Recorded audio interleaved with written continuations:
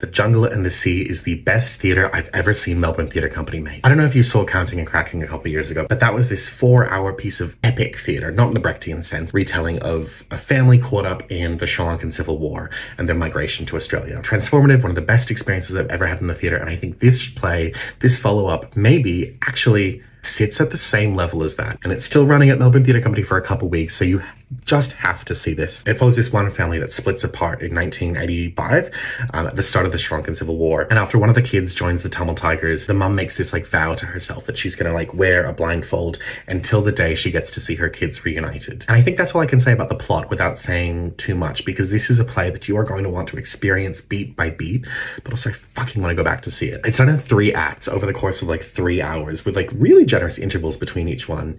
And it's sort of this night where you really sit in this world and these characters. And as much as I complain about any theatre that is over 60 minutes, I do actually really love theatre that deliberately takes its time. I saw a production of The Inheritance a couple years ago, and that was this 6-hour epic about gay people. And one of these characters died in the first act. And then 5 hours later, 5 hours of sitting in a theatre later, that character comes back as a ghost, and I bawled. And The Jungle and the Sea does something very similar in the way that you really get to sit in this world for this length. This is a shit review because I don't really have anything specific to praise, but it is just perfect theatre. Every single moment, you just have to see it. There's this giant massive revolve going about, and the inertia and movement that it brings to this story, things are constantly happening and constantly unfolding.